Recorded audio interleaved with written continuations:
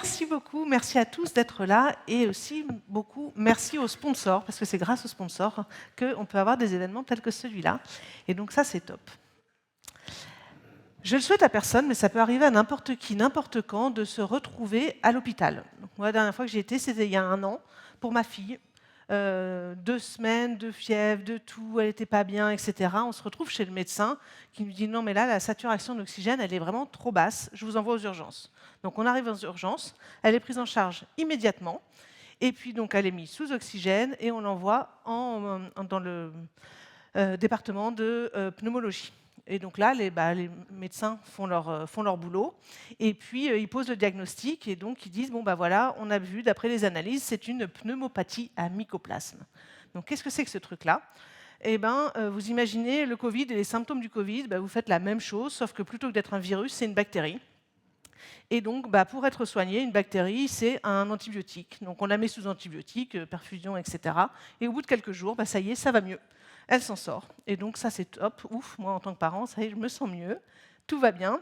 Et puis là, au moment de sortir, on me dit « Ah, mais si vous êtes d'accord, on aimerait bien pouvoir l'inclure dans un projet de recherche. » Et là, moi, je dis bah oui, évidemment, parce que j'aimerais vraiment faire avancer la recherche, que ça n'arrive pas à d'autres enfants, c'est pas très cool ce qui arrive là.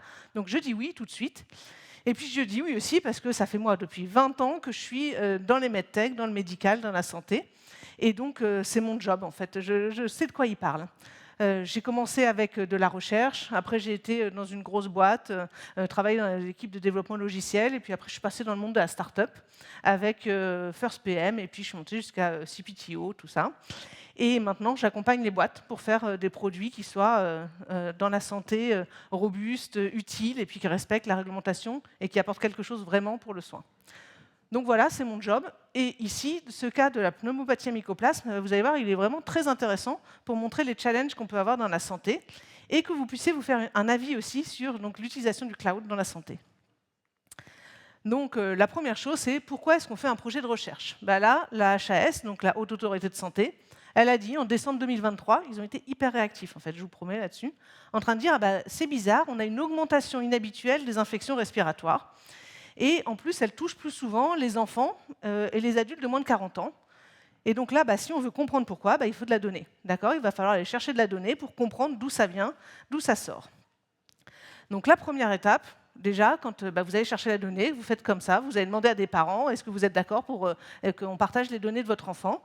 Donc en tant que parent, on signe, mais qu'est-ce que je signe? D'abord, il y a tout un cadre légal. C'est quoi ce cadre légal? Les données de santé, c'est des données comme les autres, et donc c'est le RGPD. Le RGPD qui va réguler l'utilisation des données personnelles. Donc dans ces données personnelles, il y en a une partie qui sont les données sensibles, et dans ces données sensibles, il y a les données de santé. Donc qu'est-ce qu'on a le droit de faire avec les données, avec toutes ces données sensibles? Rien, c'est le principe justement, c'est de dire c'est que des choses, on veut que ça reste protégé. D'accord? Donc le RGPD protège vraiment en disant on ne peut rien faire, sauf, il y a quelques exceptions, sauf déjà si vous donnez votre consentement. C'est-à-dire que vous êtes sur votre téléphone, là. Alors, je ne sais pas combien il y a de femmes dans la pièce, mais si vous avez une app pour savoir quand est-ce que vous êtes réglé et que ça vous fasse un petit rappel, là, si vous donnez votre consentement à l'utilisation de toutes ces données de santé, vous l'avez donné. Donc, ils peuvent en faire ce qu'ils veulent. Vous allez aux urgences. Ils vont essayer de récupérer toutes les données possibles pour vous soigner au mieux. D'accord? On est dans le cas des intérêts vitaux. Ils ont le droit d'aller chercher des données vous concernant. Votre médecin traitant, quand vous allez chez votre médecin traitant, il accède à votre dossier médical, son remplaçant accède à votre dossier médical, c'est normal, c'est aussi pour vous soigner. Dans le RGPD, c'est déjà prévu aussi pour les motifs d'intérêt public. Donc pour le Covid, quand ils ont fait remonter toutes ces informations pour pouvoir suivre en temps réel, savoir où on en était, etc., c'était déjà prévu par le RGPD, que ce sont des données qu'on a le droit justement de récupérer pour les analyser. Et après, il y a aussi l'utilisation à des fins de recherche. Donc, comment c'est indiqué dans le RGPD? Comme ça, ici, donc, le développement et la démonstration de technologies, la recherche fondamentale, la recherche appliquée et la recherche financée par le secteur privé. Tout ça, on a le droit de le faire dans le cadre du RGPD. Donc maintenant, comment on s'y prend? En France, il y a la CNIL qui a mis en place une méthodologie. Donc, c'est la méthodologie référence MR004. Et cette méthodologie, en fait, c'est les entreprises, les organismes, tous ceux qui veulent aller traiter de la donnée de santé, ils doivent s'engager auprès de la CNIL à respecter un certain nombre de règles. Et donc, en fait, cet engagement, on ne le fait qu'une seule fois, et après, on fait autant de projets de recherche qu'on veut. D'accord? Donc, c'est une déclaration qu'on fait à la CNIL en disant « Ok, très bien, je suis un organisme qui va traiter des données de santé, je sais que toutes les règles que je dois respecter sont celles-là, et je m'engage à le suivre. » Et après, évidemment, la CNIL peut venir contrôler. Donc, à quoi on s'engage? Déjà, on s'engage à faire cette déclaration auprès de la CNIL. D'accord? Quand on est un responsable de données de santé, on va dire il faut que je me déclare auprès de la CNIL.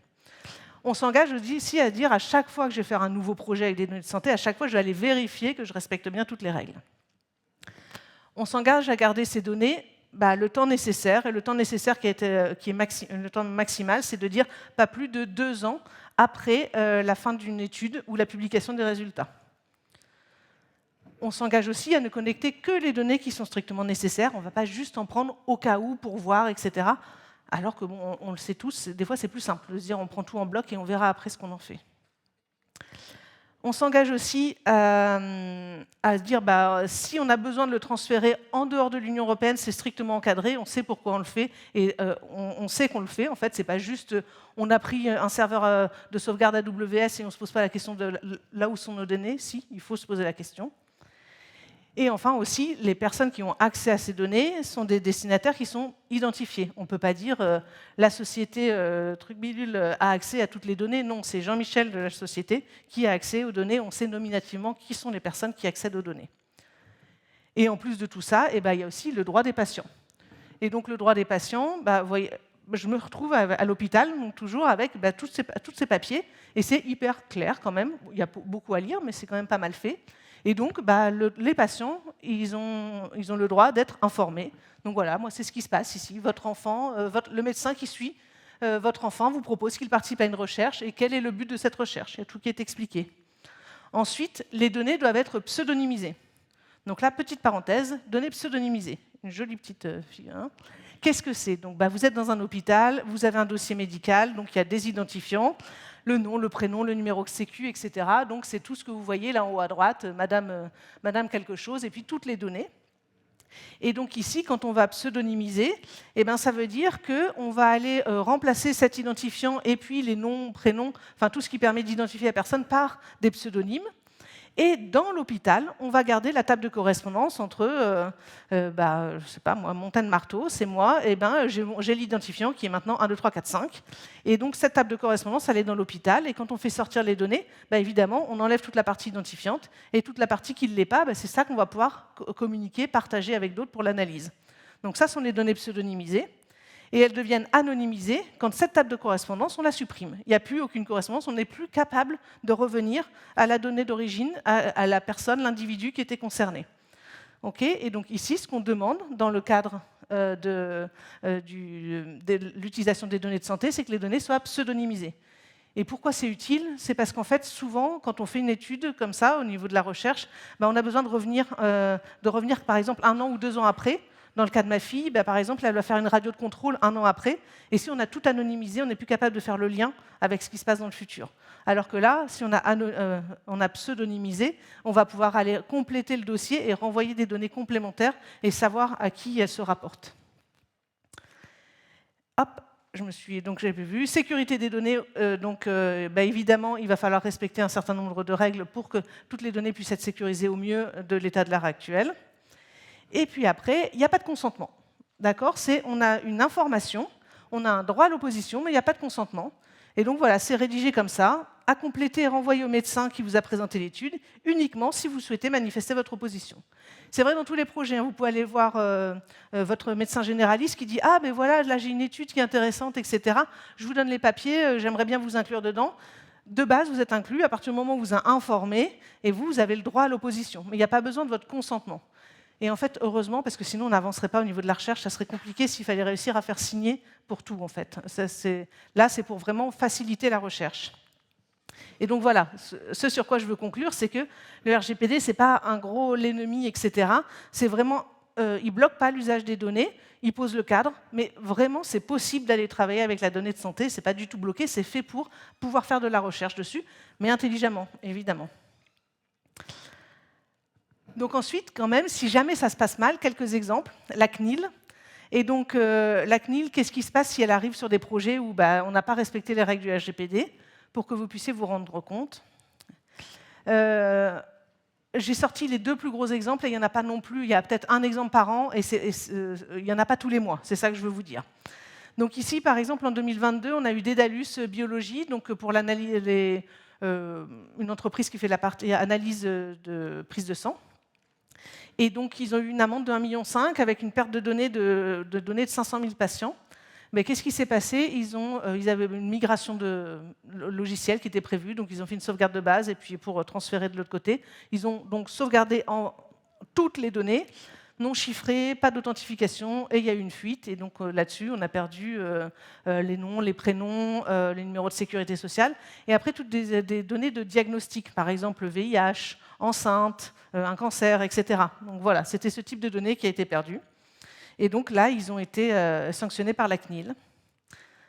Un autre exemple plus récent de l'année dernière, donc là c'est CGDIM Santé, c'est un logiciel aussi dans le médical, qui est installé dans à peu près 25 000 cabinets et 500 centres de santé. Eux, ils ont eu une amende de 800 000 €. Qu'est-ce qu'ils ont fait? Ils ont un logiciel, et puis évidemment, comme on peut le faire nous aussi, ça communique, on sait mettre à jour, etc. Donc on a l'accès à la donnée. Et là, ils se sont dit, ça serait super intéressant, en fait, quand même de faire quelques analyses de statistiques sur les données qui sont dans nos centres. Et donc, ils l'ont fait. Évidemment, ils n'ont pas été chercher le nom des personnes, etc. Mais de toute façon, le lien avec les personnes, on peut le faire. Donc, c'est de la donnée pseudonymisée. Et à partir du moment où c'est de la donnée pseudonymisée, on n'a pas le droit d'aller faire de l'analyse statistique sur les données sans avoir fait de déclaration de la CNIL. Donc là, en fait, ils n'avaient pas fait de déclaration. Ils avaient été travailler de la donnée sans faire tout ce qu'ils étaient censés faire pour respecter le RGPD. Donc, ils ont été sanctionnés. OK. Donc là, maintenant, on a le cadre légal. On voit, c'est possible. Et évidemment, il faut quand même respecter les règles. Donc, les données, ici, toujours dans ma feuille, ils me le disent, ce qu'ils veulent comme données. On ne va pas les lire, mais c'est un certain nombre de choses. Évidemment, quand on va les traiter de la donnée, on va faire un projet de recherche, on ne récupère pas juste 1 ou 2 données. Il va falloir avoir pas mal de choses. Il va falloir avoir les données administratives, cliniques, l'imagerie, les données d'analyse de sang, etc. Donc, on se retrouve avec plein de types de données. Donc voilà, par exemple, pour ma fille, ici, il fallait récupérer un certain nombre de dates. Et donc imaginez la date de naissance, l'arrivée aux urgences, la radio, début de l'antibiothérapie et la fin de l'oxygénation. Ça fait partie des choses qu'ils avaient besoin d'analyser. Sauf que là, si on réfléchit, donc moi je suis de Toulouse, il y a un hôpital des enfants qui s'appelle Purpan, c'est celui que vous avez vu en photo tout au début. Et bien en fait, je peux vous le dire, j'y étais. Ce jour-là, le jour de l'arrivée aux urgences, il n'y a eu qu'une seule petite demoiselle qui est allée aux urgences, qui est passée en pneumologie. Donc si on ressort juste avec ces données-là, on sait déjà de qui on parle. On n'a pas besoin d'un identifiant. Tout ça, ça permet déjà d'identifier. Donc quand on travaille dans les données de santé, on ne peut pas travailler comme ça les données brutes. Les dates, il va falloir qu'on fasse des choses qu'on appelle le date shift, donc un décalage intelligent des dates, pour pouvoir réussir à garder une certaine cohérence, mais sans pouvoir réidentifier de qui on parle. Donc ici, on va aller s'amuser à jouer un peu avec les dates pour quand même pouvoir toujours derrière les analyser sans pouvoir réidentifier. Qu'est-ce qu'il y a d'autre comme type de données? Par exemple, les facteurs de risque. Ici, est-ce que ma fille fait de l'asthme? C'est quand même, quand on a des problèmes respiratoires, important. Et donc, comment on fait pour savoir ça? C'est des cases à cocher, c'est des booléens, true ou false, sur ce qu'on appelle le CIM-11, c'est la classification internationale des maladies. Et donc, ça nous liste toutes les options possibles. Et puis donc là, on a les médecins qui cochent et on récupère la donnée. Ça peut paraître simple, sauf que donc ça, c'est à Toulouse, disons. Mais en fait, à Bordeaux, ils se sont dit, ouais, mais alors le CIM-11, ça ne me plaît pas tant que ça. Moi, je préfère la nomenclature SNOMED-CT. Et donc là, on a une nomenclature pour coder à peu près la même chose, mais pas exactement la même. Et vous imaginez bien, il y en a d'autres. D'accord? Ah, mais moi, je préfère le WINC parce que c'est des questions plutôt que juste des cases à cocher. Donc, on se retrouve en fait avec des choses qui pourraient être simples de type booléen, avec en fait des nomenclatures où il va falloir faire des mappings, des appariements, pour savoir que telle réponse dans telle nomenclature, ça équivaut à peu près à telle réponse dans telle autre. Et c'est donc pas du tout si simple que ça d'homogénéiser les données. Ensuite, le format numérique. Donc, par exemple, on fait une prise de sang, on va vous doser la créatinine. On a encore des problèmes d'unité dans la santé. Et quand je vous dis qu'on a des problèmes d'unité, on sait évidemment faire quand même passer d'une unité à une autre, mais vous voyez ce qui s'appelle le Ségur numérique. Et donc ça, c'était en 2023, il y a un article, non, en 2024, qui dit « La biologie accuse un retard qui nécessite une vague 1 bis ». Et le retard, c'est quoi? Il va falloir qu'il s'harmonise sur les différents référentiels de nomenclature de mesure des unités. Et ça, c'était en 2024. Je fais ma conférence en 2025. On ne s'est toujours pas harmonisé. Donc, ça veut dire que quand il y a des données qui remontent d'un laboratoire ou d'un autre, ben pour l'instant, chacun le fait dans ses propres unités. Enfin non, des unités qui sont connues. Mais ce n'est pas tout le monde les mêmes et ce n'est pas si simple que ça. D'autres typologies de données, ça va être la radio. Donc, la radio, on va se retrouver avec... comme ça, moi là, donc une radio, c'est pas celle de ma fille, mais c'est une radio équivalente. Et donc, en tant que parent, on regarde, on fait ah, ok, qu'est-ce que j'en vois? Et donc ici, voilà, pas de suspense. Il y a un épaississement là en bas des poumons qui montre donc cette maladie. Mais après, si on en revient sur la typologie de données, en fait, les données sont des données d'imagerie. C'est pas du JPEG, c'est pas du PNG ou ce genre de choses. Donc c'est du DICOM. Donc c'est des formats spécifiques. Et avec des serveurs aussi qui sont spécifiques et donc des formats d'échange et d'interopérabilité qui sont spécifiques à la santé. Et il faut se rendre compte aussi de la volumétrie, qui est un point vraiment important dans ce type de données. Avec, par exemple, si vous passez une échographie, bah, c'est à peu près 30 MO, jusqu'à l'IRM qui est 50 mégas. Et puis de l'anapat. L'anapat, c'est quand on vous prélève un petit bout de cellule, donc de peau ou à l'intérieur, et qu'après on va le regarder au microscope et qu'on va grossir. C'est pour ça que c'est aussi gros. C'est parce qu'en fait on a des tuiles et que ça prend beaucoup de place d'aller voir tous les grossissements. Et après, quand on va voir sur de la génomique, et bien de la génomique, c'est à peu près 150 gigas pour un patient. Donc imaginez, vous faites une recherche, vous dites 10 patients, 100 patients. Enfin voilà, la volumétrie, il faut la prendre en compte. Et enfin, au niveau des autres formats qui existent, c'est aussi celui des comptes rendus. On l'a tous vécu, notre médecin là, qui dicte au dictaphone, et puis on se retrouve avec tout ce compte rendu. Et on peut retrouver des choses super intéressantes. Là, par exemple, on voulait savoir comment évolue la maladie de ma fille. Et donc, on se retrouve avec un truc du style, donc, sur le plan respiratoire, oxygénothérapie jusqu'au 21,5 matin, antibiothérapie par Zéclar seul devant PCR mycoplasme positive, évolution favorable rapidement. OK, l'info, elle est là. Sauf qu'évidemment, c'est de l'information non structurée, c'est du texte libre, et donc il va falloir aller l'extraire. On sait le faire. D'un point de vue technique, là, vous êtes dans la salle, on sait qu'on sait faire. On peut faire des choses basiques avec des expressions régulières. On peut aller faire du NLP, donc Natural Language Processing, évidemment avec de l'IA, etc. Mais là, ce qu'il faut que vous vous rendiez compte, c'est qu'aujourd'hui, dans le monde de la santé, en fait, ce n'est pas ça qui se passe. Dans 80 à 90% des cas, c'est quelqu'un qui va aller lire le compte-rendu, et qui va aller donc lire la phrase qui va bien pour aller cocher dans un formulaire de recherche pour structurer l'information. Et quand je dis quelqu'un, c'est pour les gros projets, on a des personnes qui sont payées à faire ça, sont des attachés de recherche clinique, qui sont autorisés à aller lire des dossiers médicaux pour pouvoir ensuite compléter. Et quand c'est des petits projets ou des médecins qui ont envie de faire avancer leur projet, ce sont les médecins en fait, d'accord, qui vont relire leur compte-rendu pour aller cocher les cases.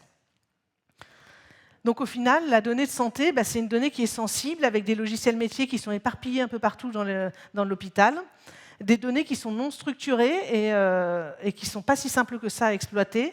On a différents dictionnaires avec des mappings qui sont parfois, certaines fois, des casse-têtes. Et tout ça, ce n'est pas le plus important, parce que le plus important, c'est le soin. D'accord ? La première chose qu'ils veulent faire, d'abord, c'est soigner les patients. Et la donnée, c'est un plus. Mais de toute façon, ils vont la retrouver dans les comptes rendus quand ils ont besoin de soigner les patients. Donc pour 2 minutes, j'aimerais bien que vous puissiez vous mettre à la place... Ah non, j'ai un petit slide avant. Donc voilà, juste pour dire, c'est assez marrant, mais donc la data de santé, je dis c'est pas du big data, parce que souvent on a les médecins qui font ouais, nous on fait du big data et tout ça, juste pour que vous rendiez compte. Certaines fois, sur certaines maladies, ils ont 50 patients, quoi. Et OK, même s'il y a 100 données par patient, on n'est pas sur des volumes faramineux non plus. Donc ici, voilà, faire de la donnée dans le médical. On fait de l'intelligence artificielle, on va chercher de la donnée, mais on va la chercher très loin. Donc, là, c'était un peu quand même pour être ironique sur le côté dossier papier, mais on a quand même au moins toutes ces versions PDF de compte rendu.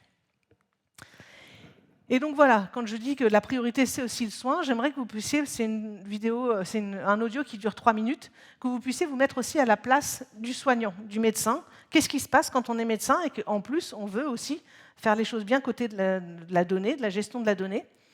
Donc ici, c'est un audio que j'ai construit à partir d'un travail que j'ai fait dans une entreprise précédente avec des UX designers.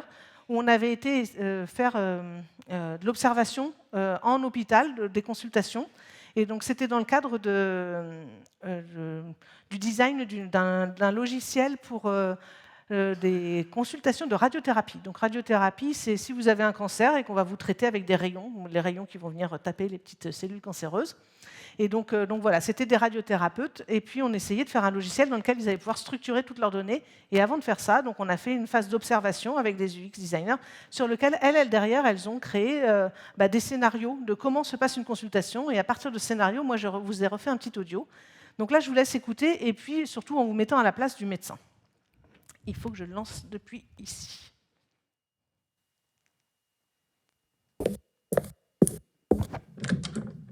Tiens Claire, voilà le dossier de Monsieur Dupont. Alors, il arrive de Lannion, opéré d'une tumeur cérébrale. Il vient pour les rayons. Hein. Merci, je jette un coup d'œil tout de suite. Là, du neurochiroqué, glioblastome, opéré il y a 3 semaines, la biologie correcte. Ok.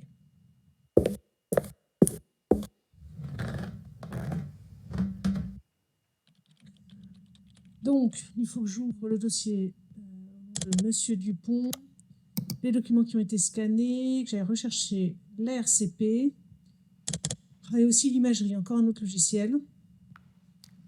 Ok, c'est clair. Protocole standard, 50 degrés, 4 fractions.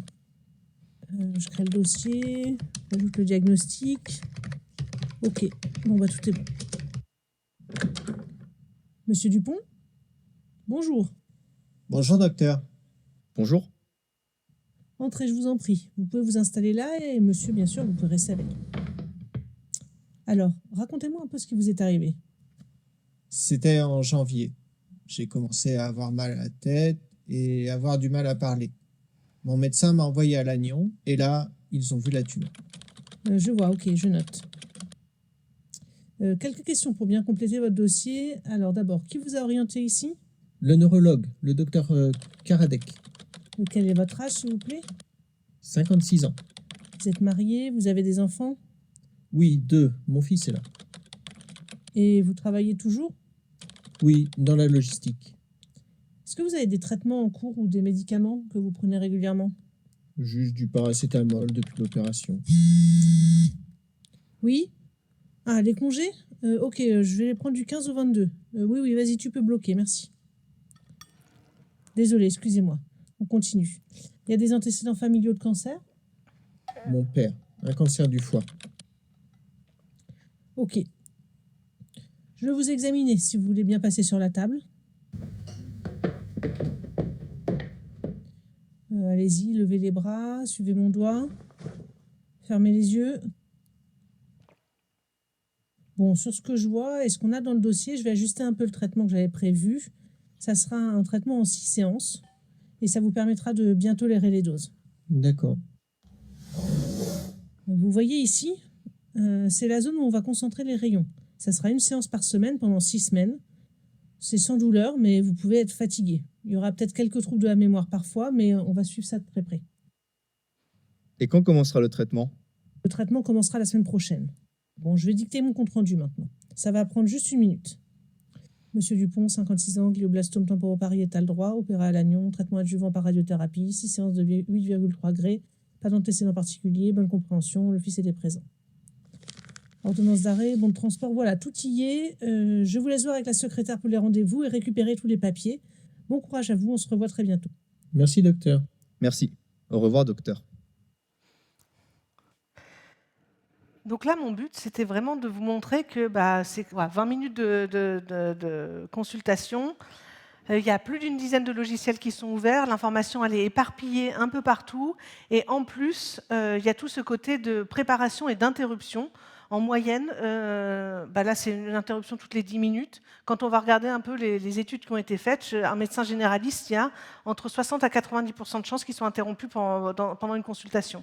Donc voilà, c'est vraiment un travail où ils sont là pour le soin, tout en étant vraiment du côté, la partie technique, elle n'est pas si simple que ça à gérer du point de vue logiciel, avec des données qui sont éparses, et puis qui sont des fois pensées ou pas pour leur simplifier la vie. Par exemple, est-ce qu'il y a des autosave, ça dépend des logiciels, donc ils switchent d'un l'un à l'autre, et certaines fois, ils peuvent facilement perdre de la donnée. Donc maintenant qu'on a vu un peu cette partie collecte de données qui n'est pas si simple, où est-ce qu'on l'héberge? La donnée, il y a plusieurs options. Et la question qu'il faut se poser, c'est... alors, il y a plusieurs options, et donc la question qu'il faut se poser, c'est est-ce qu'on héberge chez nous, dans les hôpitaux, ou est-ce qu'on héberge dans le cloud? Et là, on a un peu deux mondes qui ne parlent pas vraiment la même langue. On a les équipes IT qui veulent scaler, enfin, faire des choses efficientes, efficaces, et puis les équipes de santé qui veulent garder la main. Donc à quoi ça ressemble? En fait, si j'héberge mes données de santé, c'est top, c'est chez moi, j'en suis le propriétaire et je n'ai rien de particulier à faire.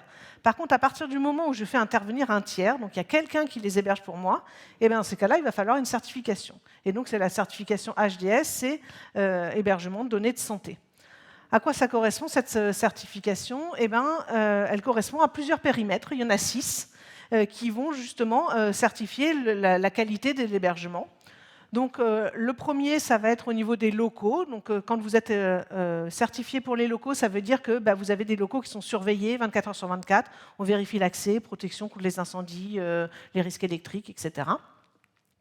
Ensuite, il y a la partie infrastructure physique. Donc là, vous avez vos serveurs, tout le matériel, les composants qui sont tracés, qui sont maintenus. On a vraiment, c'est d'un point de vue physique, et aussi, si jamais vous devez vous en débarrasser, comment on les détruit et comment on gère ce côté matériel. Il y a l'infrastructure virtuelle avec tout ce qui est machine virtuelle, hyperviseur, conteneur, etc. Donc c'est comment est-ce qu'on les garde, on est sûr du fait qu'ils sont isolés, comment on les gère comme il faut. Ensuite, il y a la partie applicative avec les plateformes applicatives, les bases de données, les middleware, les OS. Donc tout ça, c'est là-dedans, c'est comment on en gère la maintenance, l'accès par les utilisateurs et que ce soit les configurations possibles. La partie administration système, où là, il faut maintenir à jour, avoir des process clairs au niveau du support et avoir aussi toute la partie log. Quand on est sur un HDS, tout ce qu'on fait, n'importe. Donc moi, si je suis par exemple éditeur de logiciel, que je vais poser mon logiciel sur un HDS, tout ce que je vais faire sur les machines qui sont chez mon hébergeur, tout va être tracé. Il y a un log en continu de tous les accès et toutes les actions utilisateurs, même côté admin.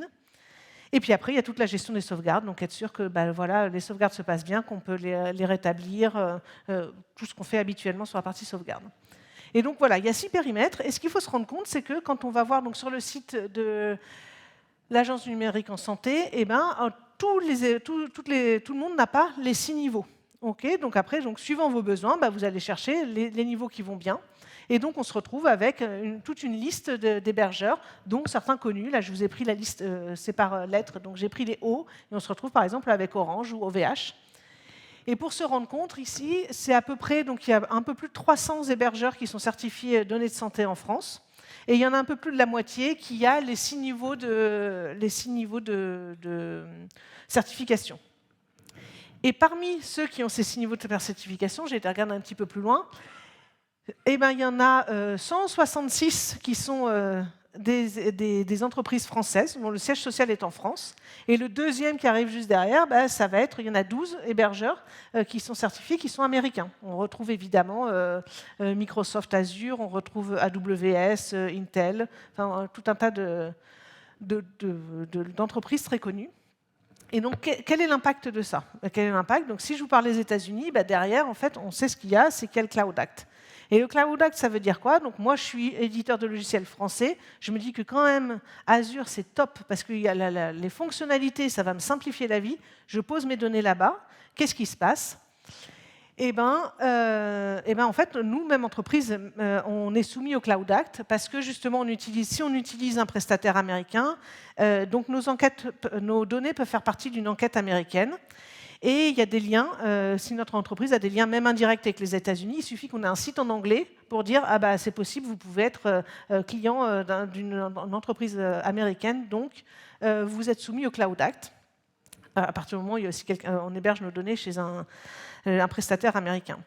Donc ici, en fait, il faut quand même juste se rendre compte que le Cloud Act, ça peut s'appliquer même sans présence physique aux États-Unis.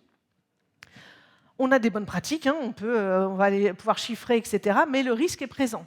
Le risque est présent avec les États-Unis. Là, sur la liste des hébergeurs HDS, il y a aussi les Chinois. Les Chinois, ils ont une loi équivalente, qui est, je crois, de mémoire National Intelligence Law, et qui dit la même chose, qui dit oblige les entreprises chinoises à aller fournir de la donnée en cas de besoin. Et d'autres pays, ce n'est pas vrai. Par exemple, pour le Canada, il n'y a pas d'obligation aux entreprises de fournir la donnée à l'État s'il y a une enquête. Donc voilà, il y a des choses sur lesquelles on va faire vraiment attention. Donc ici, on se retrouve un peu dans le paradoxe du cloud. C'est plus sécurisé et pourtant, il fait aussi plus peur parce qu'il y a aussi d'autres aspects qu'il faut gérer. Un exemple de base de données française qui est intéressante ici, c'est le Health Data Hub. Donc c'est un nom anglais, d'accord, HDH, Health Data Hub, mais c'est un organisme public français. Okay, c'est un organisme public français qui permet aux chercheurs, aux organismes publics et aux entreprises aussi privées innovantes d'avoir accès à de la donnée de façon sécurisée, éthique et puis encadrée par la loi. Et donc, ces données de santé, quelles sont-elles? En fait, ce sont les données que j'appellerais de facturation, pour vous simplifier les choses. Mais en gros, quand la CNAM, donc le premier, là, c'est si vous allez chez votre médecin et que vous avez la feuille de soins. Vous ne l'avez pas forcément en papier, mais si vous imaginez encore cette feuille de soins, dessus, il y a des codes d'actes et qui disent consultation, ça vaut autant, etc. C'est en gros comment on fait pour rembourser le médecin et comment nous, on est pris en charge aussi. Donc, mais tous ces codes d'actes, ça code l'activité qui a été faite pendant la consultation. La même chose, ATIH, c'est pour la même chose, mais ce qui se passe dans les hôpitaux. Donc, quand vous allez à l'hôpital, vous avez une ouverture de séjour, et puis après, une fermeture quand vous sortez, et après, sur tout ce séjour, on va mettre tous les actes. Vous avez une chirurgie, telle médication, etc. Vous avez un passage kiné, infirmière, etc. Tout ça, c'est codé, et donc ça permet de savoir ce qui se passe dans le parcours de soins. Et on a une base de données, celle de l'INSERM, sur les décès et les causes de décès. Tout ça, c'est regroupé, et donc ça fait une base de données de l'ensemble des Français, sur un historique de plus de 10 ans, c'est l'une des plus grosses bases de données de santé au monde. Et donc, pour information, pour l'instant, elle est hébergée chez Microsoft Azure. D'accord? C'est ce qui a été décidé, voilà. Donc, un peu, quand même, les juristes, les médecins, même la CNIL a dit « ouais, c'est quand même peut-être pas le meilleur des choix ». Et donc là, ils en sont à dire « ah, il faudrait, réfléchir à faire une transition vers un cloud souverain ». C'est toujours en cours. Pour info, il y a une question qui a été posée à l'Assemblée nationale sur le sujet en avril. Il y a une discussion au Conseil d'État, mais pour l'instant, le risque existe, mais ça avance pas beaucoup. Donc voilà. Après, pour relativiser, alors déjà, évidemment, quand même, toutes les données sont chiffrées, aussi bien en local que lors des transmissions, etc., sur ce Health Data Hub. Et puis après, on n'a pas d'exemple encore du gouvernement américain qui demande d'aller faire des enquêtes. C'est arrivé une fois avant le Cloud Act. Microsoft avait refusé, ils n'avaient pas fourni les données. D'accord ? Mais par contre, le risque existe quand même, donc on se le dise. Donc, des sigles similaires pour parler de choses différentes. Donc HDS, c'est vraiment une certification, un hébergement de données de santé. Et là, ce qui est en train de se mettre en place, depuis cette année, le règlement a été signé au niveau de l'Europe, c'est le EHDS, European Health Data Space.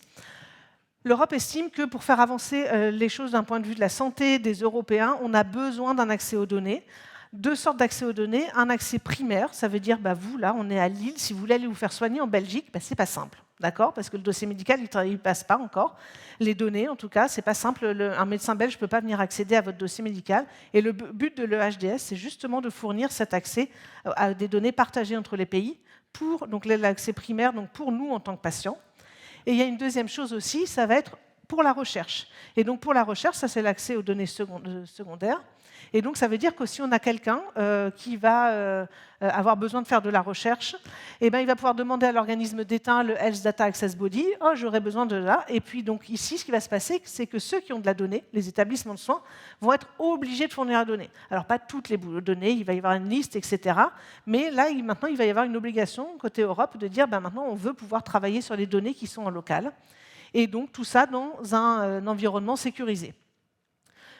Alors, il y a plein de challenges, d'accord ? Ça vient d'être signé là en mars cette année.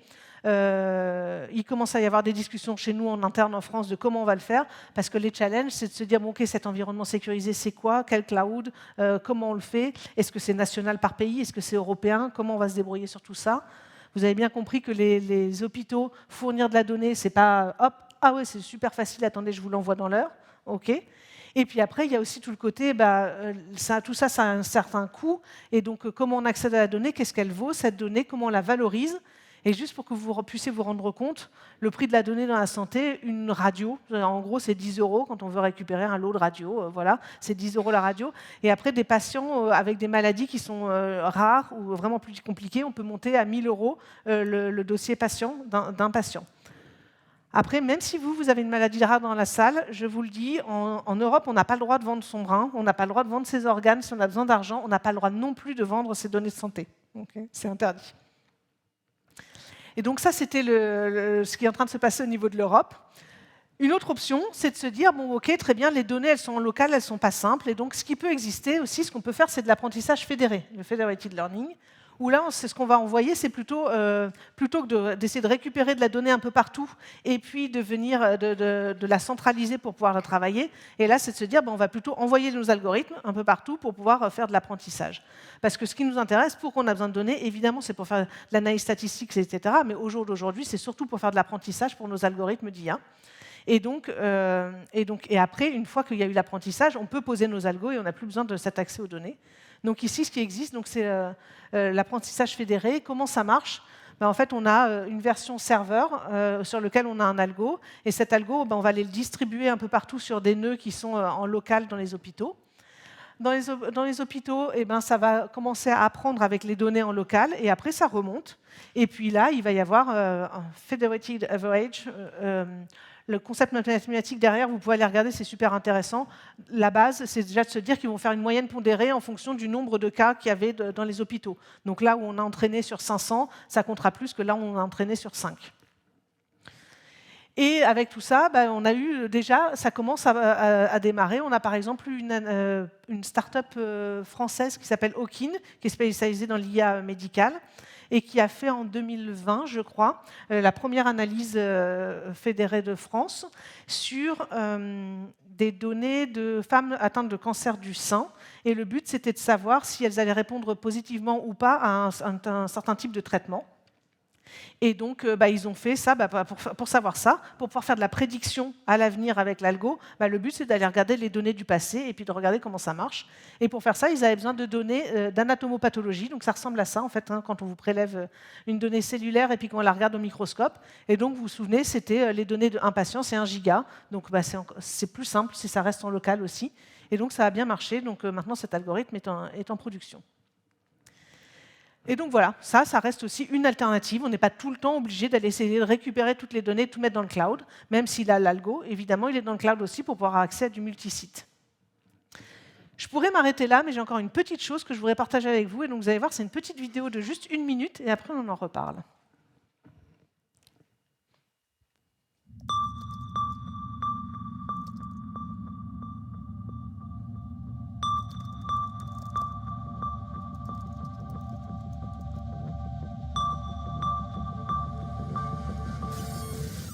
On a été cyberattaqué début février de cette année, 2021. Le 9 février, c'est une date dont je me rappellerai très longtemps dans ma carrière, puisque le 9 au matin, notre informaticien d'astreinte m'appelle pour m'informer effectivement que plus personne n'arrivait à se connecter sur les postes de travail. Donc du coup, très rapidement, on essaye de regarder l'ampleur de cette attaque. Et donc là, c'est le chaos total, c'est le néant. Je n'ai pas forcément de termes pour indiquer la nature de ce qu'on ressent à ce moment-là. On a l'impression d'être isolé, d'être seul au monde. Donc voilà, les cyberattaques dans le milieu de la santé, oui, ça arrive aussi. Et donc là, par exemple, celle de Dax, c'était le 8 février 2021, ça se passe la nuit, les hackers réussissent à accéder au système. Et puis, donc, à partir de minuit, ils déploient un ransomware. Et donc, c'est le début du chiffrement massif de toutes les données. À 2h du mat', là, c'est le blackout aux urgences. En fait, il n'y a plus aucun accès, plus de logiciel métier, tous les écrans sont noirs, évidemment les téléphones aussi. Il y a une quinzaine de patients qui attendent et qui sont donc pris en charge, mais sans aucun, à l'aveugle. Et donc, après, de 3h à 8h du mat', ils se disent, là, il faut qu'on coupe les accès Internet pour éviter la propagation.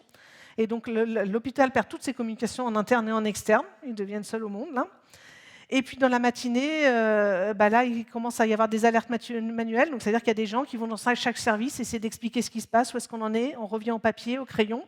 Et la première cellule de crise qui se lance à 13h30, donc 12 heures, voilà, une demi-journée après le déploiement du ransomware. Et puis l'annonce officielle arrive le lendemain. Ils réussissent à éradiquer le malware 3 jours après, et le retour à la normale se fait 1 an après. Pourquoi 1 an après? Qu'est-ce qui s'est passé? Eh bien, est-ce qu'il faut se rendre compte que là, ce ransomware, c'est quoi? Ça veut dire que c'est un bloc opératoire qui est fermé, sauf les urgences vitales. C'est de la radiothérapie qui est arrêtée pendant des semaines. Donc la radiothérapie, c'est justement pour ce traitement des cancers. Et donc c'est envoyé à Pau, Bordeaux, Bayonne. Je ne sais pas si vous voyez la région. En fait, ce n'est pas juste à côté quand même. C'est des gens qui font la radiothérapie. C'est une séance de rayon de 10 minutes à 15 minutes par jour où on fait tous les trajets. À chaque fois, on revient chez soi et on y retourne. Voilà. Ça va être un laboratoire qui va être complètement paralysé, qui passe plutôt que d'avoir 1 heure pour pouvoir faire des analyses, il en faut 5. Plus d'accès aux moniteurs d'imagerie, sauf 1. Plus d'ordonnances numériques, évidemment. Et donc, ça veut dire que on va faire des prescriptions qui seront manuscrites. Et au niveau de la pharmacie, on ne peut plus gérer les médicaments. Donc, par exemple, la chimiothérapie, où c'est dosé, etc., il y a un suivi extrêmement précis, on ne peut plus le faire. Donc ça, c'est pour toute la partie médicale, mais il y a aussi la restauration, la blanchisserie qui sont bloquées, il n'y a plus d'étiquetage, il n'y a plus de traçabilité. Et évidemment aussi, il n'y a plus de facturation. Ils ont mis, ils ont dit en octobre 2021, donc au bout de 6 mois après, 8 mois plus tard, il y a encore 10 millions qui sont non facturés à cause de tous ces problèmes. Donc les cyberattaques, c'est un vrai challenge aussi dans la santé. Mais en fait, il n'y a pas plus de cyberattaques dans la santé qu'ailleurs. D'accord ? Il y a 2% des établissements de soins qui sont cyberattaqués, et c'est à peu près les mêmes proportions qu'en entreprise, enfin 2 ou 4%, je ne sais plus, par ransomware. Donc en fait, on en parle beaucoup plus parce que ça nous touche tous, d'accord ? On se dit « Ah mince, c'est l'hôpital du coin, c'est des vies, c'est des gens, etc. » Mais ce n'est pas plus qu'ailleurs. Et après, pourquoi est-ce qu'il y a des cyberattaques ? On se dit « Bah oui, c'est de la donnée de santé, et la donnée de santé, on sait qu'elle vaut cher. » Et donc la donnée de santé, quand on va regarder un peu, là c'est... j'ai pas mis mes sources, mais donc McAfee ou quelque chose comme ça, c'est un antivirus qui publie ça. Et donc là, on voit bien qu'elle vaut cher. Sauf que quand on en parle avec les spécialistes, là, donc j'avais échangé sur LinkedIn, on a des posts sur le sujet, avec par exemple Quentin Letiec qui est du CERT Santé en France, là, ou même un journaliste qui était spécialisé. C'est juste les antivirus, c'est juste les boîtes de cybersécurité qui annoncent des prix quand eux, ils vont voir sur le darknet, etc., quand ils vont voir vraiment, en fait, les données de santé, elles sont là, elles sont en vente, mais des fois, elles restent en vente, c'est-à-dire qu'il n'y a personne qui les achète. Elles ne sont pas si chères que ça, certaines fois, elles sont données. Donc non, il n'y a pas vraiment une donnée de santé qui est vraiment qui vaudrait des milliers et des cents. Ce qui vaut cher, c'est partout pareil, ça va être le nom, le prénom, le numéro de sécu, l'adresse, enfin toutes ces données administratives qui peuvent être utilisées pour usurper une identité, ou alors après des données de santé des VIP. Ok, Mbappé, oui super, ça on va le revendre cher. Mais en tant que tel, sinon elle ne se revend pas tant que ça, cette donnée de santé. Donc pour conclure, voilà, en fait elle ne se revend pas plus cher qu'une autre, mais par contre elle a un énorme impact. Et donc, est-ce que la santé a peur du cloud ? Moi j'ai envie de dire oui. Mais pour moi, c'est justifié, et c'est justifié pas parce que le cloud c'est dangereux, pas du tout. C'est juste que la donnée de santé, c'est quelque chose, c'est une donnée qui est sensible, c'est une donnée qui est complexe, qui est vitale. Et en fait, le moins de faux pas dans la donnée de santé, ça a des impacts sur les personnes, sur la vie des personnes. Et donc ici, le but, c'est pas justement d'opposer la tech, qui serait quelque chose